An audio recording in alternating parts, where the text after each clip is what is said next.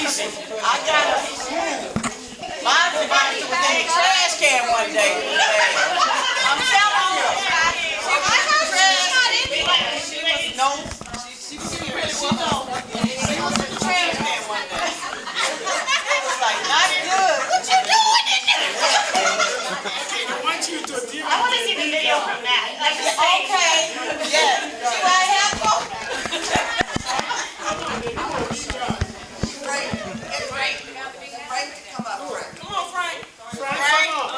Oh, Frank, get the big guy. Yeah. Come on.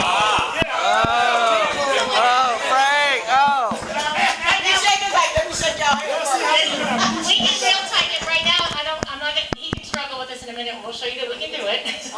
But I'm not gonna have him struggle because I want to show you all the dynamics of it. So we're gonna kind of go slowly with it. Okay? You just come at me, but right now, I don't like a slow. Don't be nervous. Don't be nervous. I'm trying to teach the dynamics. Yeah, I want to talk through it. So, okay? All right, so he's coming at me. The first thing, because I got to be on top. The first thing I want to do is he's coming at me, is I'm calling team because I can't go in without my partner. She doesn't know, but hopefully this would be the cue that we might need to do it. Something needs to happen. Don't resist at all during this next part, okay? All right, so then, first thing we have to do is we have to control those arms, okay? So if he's coming at me, I'm doing whatever I can to control arms. Remember what I talked about a while ago? About getting behind? Yeah. That's what we're doing. We're grabbing the arms and we're getting behind, okay? That's the first step, is you got to get control of the arms and get behind. So every time with him, if he got me and he reached in and grabbed, what I do, I got out of it, controlled, and I got right behind him. And you got to be fast with that. But when we practice it right now, guys, you will not struggle at all. Because we need to learn the dynamics first, okay? So we control the arms, we get behind. All right, here. Now we want to weaken his mobility and strength. So we do that by lowering him and close body contact. The biggest mistake people make when the restraint's not going right is they're not getting in the close body contact, okay?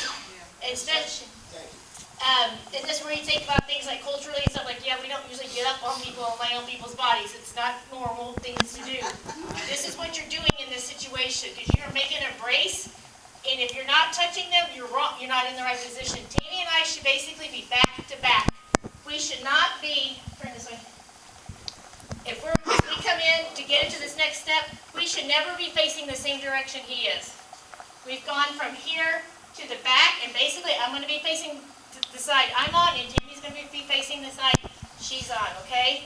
So we come in, control the arm as weapons. We come in, and this is where the close body contact, and this is where we bend them forward. Frank's going down. Voluntarily. Okay? Ready? Close body contact. No, you have to kneel down. Just don't be fighting back. Don't let them do that to you. Right? We're here. See how my back and my hiney is against his rib cage? Yeah. That's how you want to be. I'm facing this way. If this is close body contact, but it's not enough, because I'm leaving an opening between his armpit. Yeah. This makes him strong. He can tell the difference the way we Oh, yeah. And if he's still moving, the lower his shoulders, the better. So now struggle. Hey, Frank, say capro. Okay, and he's standing or on his knees is okay. Okay, if they get down to where they're falling and they're going to their stomach, we let go. One, because some of the immediate danger is not that immediate if they're that low. Two, it's dangerous to hold them on the ground. There's specific procedures for that. That's only done in certain situations. And a lot of times your crisis is over. We disengage. They're either going to stay there and maybe start to become compliant. They may still be pissed, but they're not hurting you or trying to hurt somebody. Or they'll just get back up and come at you. And if they're coming at you, then you can get back in it again, okay? But you can see why we wouldn't do this on a bus, right? Because we're 3 people wide and the aisle is like person why. And you know, like, she's an average size student here, not enough room. Yeah, like even if we're as close as possible, this is still almost as wide as the bus, right? So it's just not as, aside from not having the staff, the structure of the bus doesn't lend itself to this. And honestly, that's the minimum of 2 staff to do team.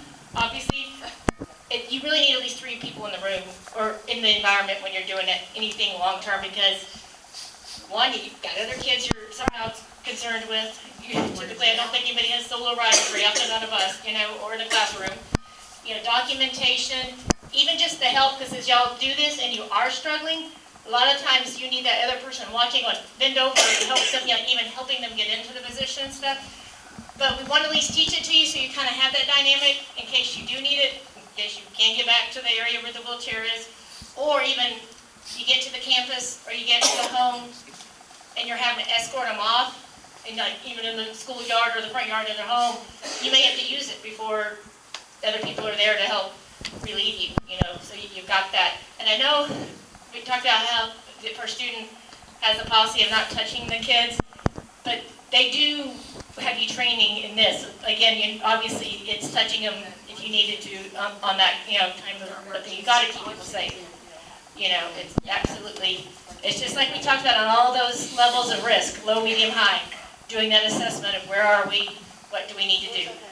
Because when you decide to engage in a hold, whether it's the one we're showing or any of the things, you're always risking injury by doing that. Because part of it is, you're mad, and then I go in and hold you, I'm probably going to make you mad, And so you're also possibly increasing the risk. But we make that call because the risk is already there either way. It's too risky not to do something, right? And a lot of times, though, going in and doing the hold reduces the risk, reduces the fight. So it's the ultimate thing that will happen anyway, because they cannot fight forever.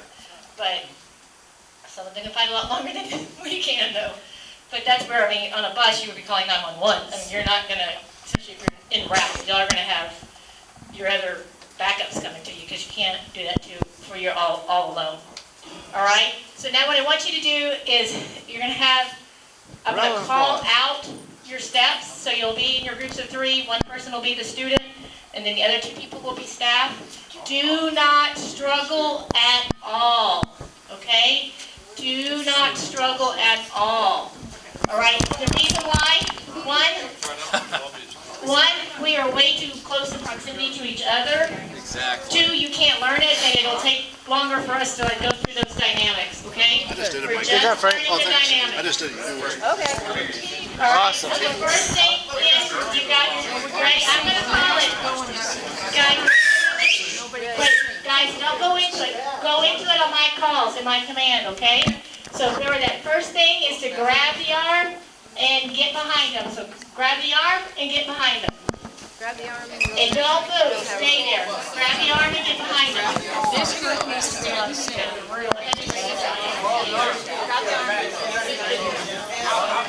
Go in. All right, that's funny. All the way in. Good. Make sure. Put this on the back of the shoulder. Because that's handling Almost right. Just switch your grab.